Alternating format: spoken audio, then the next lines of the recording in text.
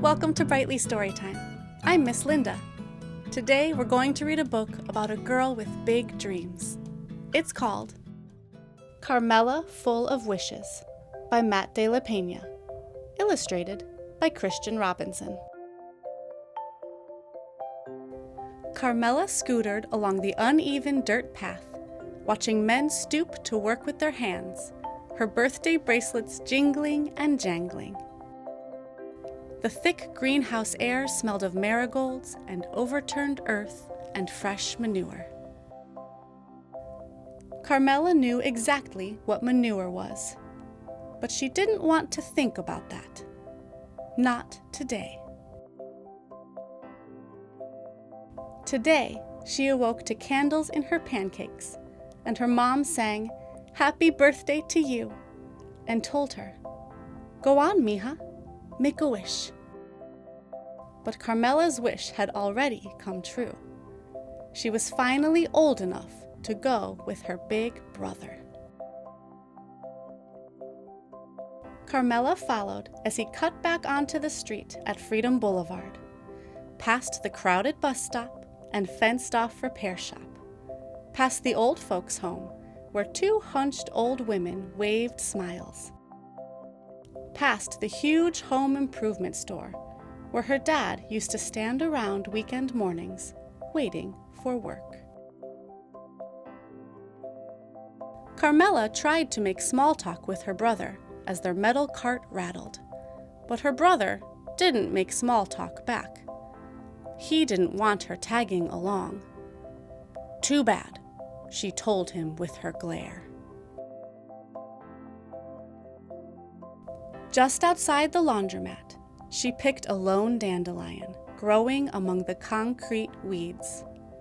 She pulled a breath and leaned toward the fuzzy white bulb, but just before she could blow, her brother butted in. "Did you even make a wish? You're supposed to make a wish.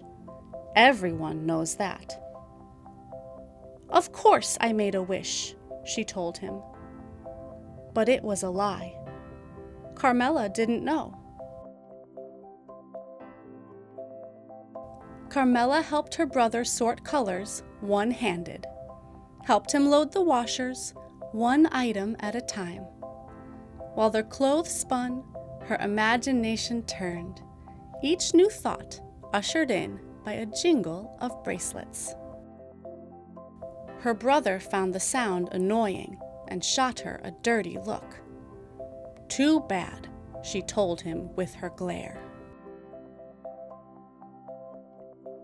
She jingled her bracelets as she rode up to Miss Maria's vegetable stand, imagining a machine built into her bedroom wall, one that would spit out anything she could think of, but mostly candies. She jingled her bracelets in line at the locksmith shop, imagining her mom sleeping in one of those fancy hotel beds she spent all day making for fancy guests. She jingled her bracelets at the bodega down the block from their old apartment building, imagining her dad getting his papers fixed so he could finally be home. She jingled her bracelets outside the pharmacy, eyeing the shiny new bikes in the window. Her brother stopped in his tracks. "Why do you have to be so annoying?" She thrummed her bracelets at him and said, "It's a free country." The only time she didn't reach for her bracelets was when her brother ducked into his friend's house. Carmela slumped down on the curb, silently imagining all the things she could turn him into. The slimy pink tail of a rat, a cockroach scurrying away from the light, a wheelbarrow full of manure left in the sun. She stared down at the dandelion in her hand, It seemed so much more important now that she knew it was a place to put her wishes. What if she made the wrong choice?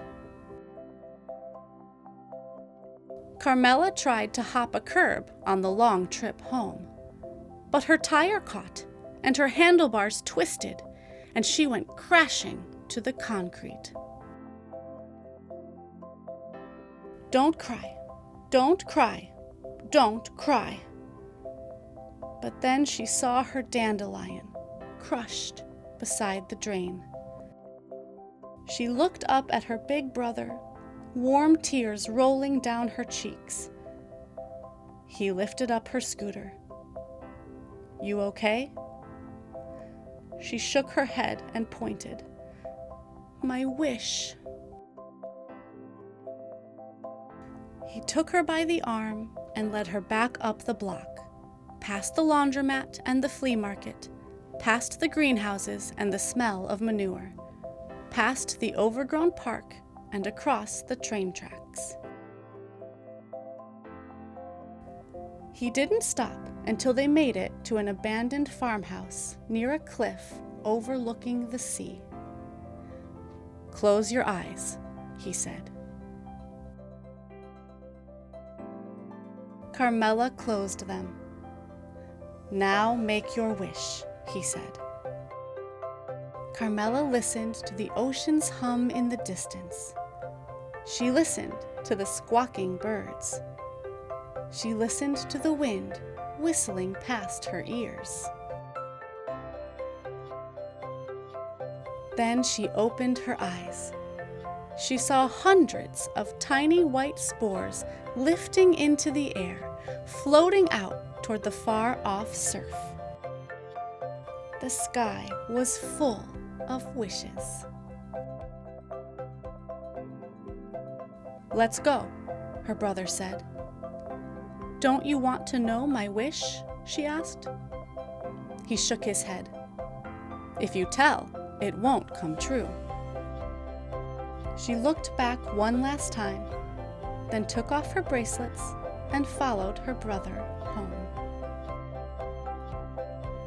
What would you use your wish for? Make sure not to tell, or it won't come true. Come back to read more stories together anytime you'd like, or find more books to read yourself at readbrightly.com. Bye.